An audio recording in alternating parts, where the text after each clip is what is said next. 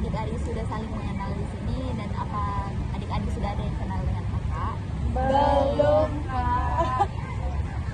Oke, baik. Sebelum kita lanjut nih, ada baiknya kita perkenalan lebih dulu ya. Perkenalkan, nama kakak Katarina Situmorang. Boleh dilanjutkan silakan. Perkenalkan, saya Dinda Supriyani. Nama saya Gigi Yolanda Puton. Nama saya Kevita Selopan Sipanyu.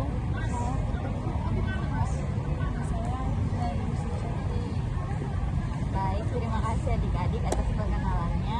Kakak harap di sini dalam kita melakukan kegiatan bimbingan kelompok ini kita dapat saling bekerja sama ya. Nah, di sini kan kita melakukan kegiatan bimbingan kelompok. Adik-adik udah ada yang tahu belum apa itu kegiatan bimbingan kelompok dan apa tujuannya? Belum, Kak. Adik-adik, di sini kakak beritahu ya bahwa kegiatan bimbingan kelompok itu adalah suatu kegiatan di mana kita menggunakan dinamika kelompok dan di sini kita melakukan untuk memperluas wawasan dan pengetahuan tentang topik yang akan kita bahas. Nah, tujuan kita melakukan kegiatan bimbingan kelompok ini agar kita dapat menyikapi segala sesuatu yang terjadi dengan cara yang positif. Dan di sini kita juga dilatih untuk mau mengungkapkan pendapat kita. Baik, topik dari kegiatan bimbingan kelompok kita pada hari ini adalah bersikap acuh terhadap kegiatan yang dipandu oleh relawan. Nah, menurut adik-adik nih, mengapa penting kita membahas topik ini? Silakan, Kiki. Menurut saya penting untuk kita bahas. Sikap terbuka dan peduli terhadap situasi bencana sangatlah penting, terutama karena kegiatan yang dipandu oleh relawan bertujuan untuk memberikan dukungan fisik dan emosional kepada para si korban. Layanan bimbingan kelompok ini membantu kita untuk responsif dan terlibat dalam kegiatan, dapat membantu mengurangi trauma dan memberikan stabilitas emosional bagi para korban, terutama anak-anak atau lansia. Itu aja, Kak. Baik, terima kasih Kiki atas jawabannya. Nah, selanjutnya nih menurut adik-adik apa faktor penyebab dari sikap acuh itu? Silakan Kiki. Beberapa alasan mengapa muncul sikap acuh diri terhadap kegiatan bimbingan kelompok itu antara lain seperti perubahan emosional, kurangnya komunikasi, kemudian adanya prioritas yang berbeda, dan mungkin keterbatasan dari pekerjaan. Baik, terima kasih Putri atas jawabannya. Nah, selanjutnya nih dari faktor tadi pasti akan ada juga dampaknya. Menurut adik-adik apa dampak dari sikap acuh itu? Silakan.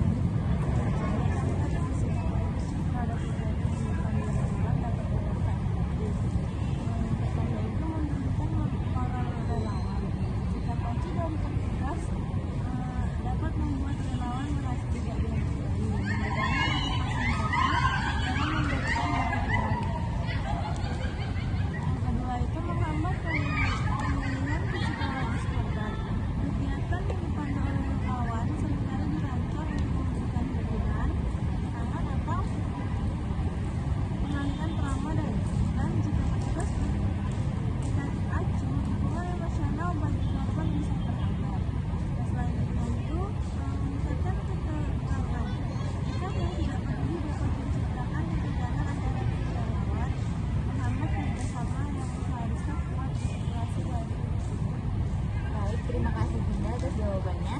Nah, selanjutnya nih dari yang sudah disampaikan tadi dari faktor, dampak, menurut adik-adik apa solusi yang dapat adik-adik berikan dari bersikap acuh terhadap kegiatan yang dipandu oleh relawan itu? Silakan, Gaby. Menurut saya, Kak, ada beberapa solusi atau langkah-langkah yang dapat diambil untuk mendorong keterlibatan mengurangi sikap acuh. Antara lain, yang pertama itu ada koordinasi rutin, yaitu mengadakan pertemuan rutin antara tim relawan dan BKP untuk mendiskusikan kegiatan yang dilakukan serta saling berbagi informasi dan tujuan. Yang kedua ada peningkatan kesadaran, yang dimana memberikan pemahaman kepada tim. Menurut saya, Kak,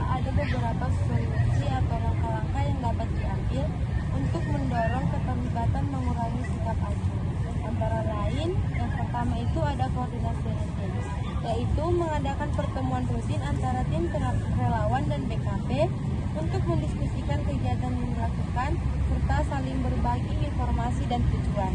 Yang kedua ada peningkatan kesadaran, yang dimana memberikan pemahaman kepada tim BKP tentang pentingnya dukungan psikososial dan peran yang dimainkan relawan dalam membantu korban.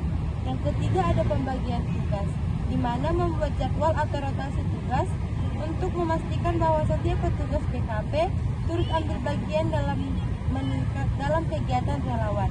Yang keempat ada pendekatan kolaboratif, yang dimana mengajak tim BKP untuk bekerja sama secara langsung dengan relawan, misalnya dengan mendampingi atau berpartisipasi dalam kegiatan yang diadakan. Baik, terima kasih Dedi atas jawabannya. Bagus sekali ya atas solusi-solusi yang sudah disampaikan oleh Dedi. Nah, selanjutnya nih komitmen. Kakak mau tahu apa komitmen yang sudah ada dalam diri adik-adik setelah kita membahas dari topik yang tadi. Silakan Yusuf. Bahwa yang dibutuhkan dari semua pihak adalah untuk menciptakan kolaborasi yang kuat demi kebaikan para korban. Dan diharapkan mampu mengesampingkan kepentingan pribadi atau kepentingan emosional mereka sendiri demi memberi dukungan optimal bagi korban yang dilibatkan dari dalam. Terima kasih Yusro atas komitmen yang sudah diberikan. Baik adik-adik, kita sudah sampai di tahap akhir dari kegiatan bimbingan kelompok ini. Sebelum kita akhiri nih, kakak mau tahu apa pesan dan kesan yang adik-adik dapatkan dari kegiatan bimbingan kelompok kita pada hari ini. Silakan Yunita. Nah, pesan yang saya dapat adalah saya mendapatkan banyak ilmu dan wawasan ya terkait layanan BKP. Salah satunya adalah layanan BKP yang terbuka terhadap kegiatan relawan untuk menciptakan suasana yang lebih hangat, peduli dan seperti bagi korban. Pesan yang ingin saya sampaikan adalah bahwa dalam situasi darurat, semangat kebersamaan dan dukungan penuh dari semua pihak sangatlah penting. Keterlibatan aktif layanan BKP dalam kegiatan relawan tidak hanya membantu korban, tetapi juga membangun solidaritas dan kemanusiaan. Baik, terima kasih Dianita. Terima kasih juga kepada adik-adik semua yang sudah mau meluangkan waktunya untuk kita berkumpul di sini. Kakak harap semua yang kita bahas tadi bermanfaat bagi kita ya. Akhir kata, sebelum kita mengakhiri kegiatan bimbingan kelompok ini, mari kita berdoa menurut agama dan kepercayaan kita masing-masing untuk menutup kegiatan ini. Mari kita berdoa menurut agama dan kepercayaan masing-masing. Berdoa dimulai. Berdoa selesai. Baik, terima kasih adik-adik. Akhir kata kakak ucapkan terima kasih dan selamat siang adik-adik. Siang, Kak.